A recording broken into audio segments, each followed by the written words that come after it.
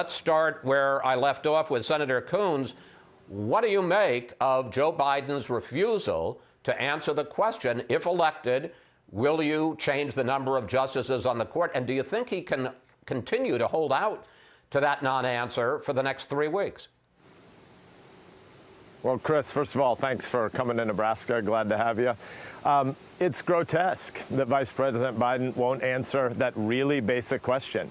And it isn't just one branch of government. What they're really talking about, or refusing to talk about, is a suicide bombing of 2 branches of government. What they're talking about is blowing up the deliberative structure of the United States Senate by abolishing the filibuster and making it possible to turn the Senate into just another House of Representatives, where every 2 years, by a 51-49 or 49-51 majority, major portions of American life change. And they're talking about doing that to pack the Supreme Court.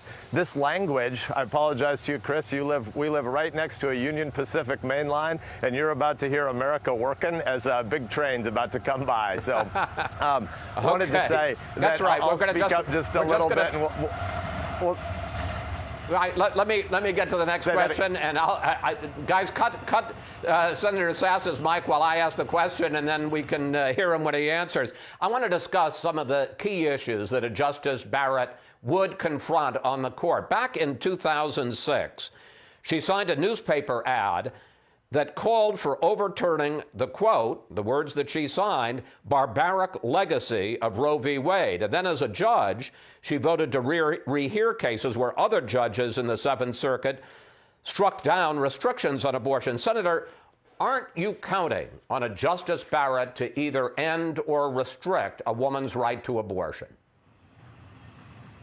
The reason I think that Amy Barrett is a rock star and should be on the court is because she's very clear about her jurisprudence. She's an originalist and she's a textualist, which means when she puts on her black robe in the morning, she knows what it is to be a judge, and that is to cloak your personal preferences. Our judges don't wear red or blue jerseys. They don't advocate for policy positions, and we shouldn't be having either Democrats or Republicans on the committee trying to figure out how can they divine the future of how they'll rule on particular cases. This is the so-called Ginsburg rule historically, by the way.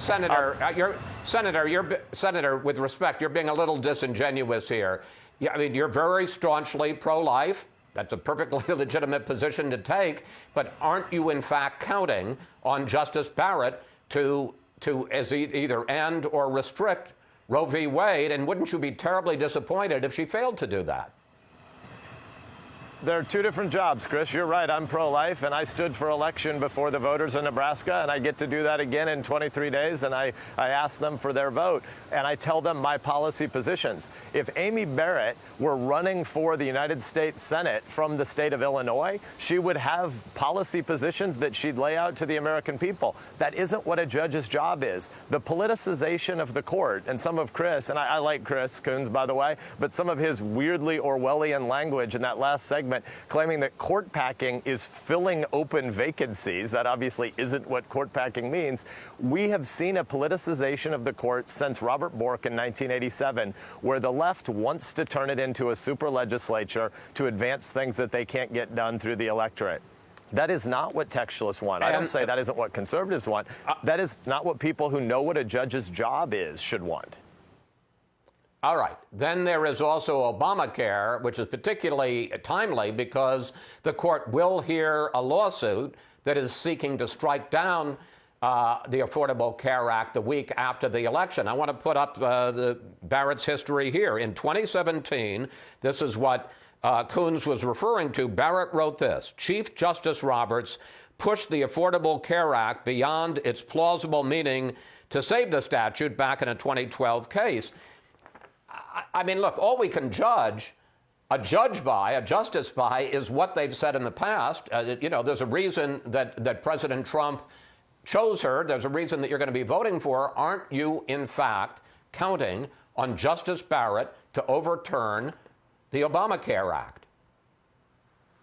So first of all, the 2012 case, the Roberts opinion there, which I disagree with, is a different case than the case that's before the court now. And every time people have said they can predict how judges are going to rule in the future, they're almost always disappointed and wrong. And so obviously President Trump says a whole bunch of things, and so he may say something that's more outcomes based. But for those of us who sit on the committee, or those of us who are making the judgment about how we'll vote in the United States Senate on Amy Barrett's nomination and her ultimate confirmation, is because of how she spells out what the job of a judge is. And that is not outcome-based. She is a rock star jurist. There's nobody in the Notre Dame faculty, no matter where they are on the political spectrum, who've dissented from the fact that this woman is not just a great thinker, but she has the character to understand who a judge is, what their job is, and how you're humble in that calling. And that's why she was unanimously recommended by the Notre Dame faculty, including people whose politics are way to the left of mine.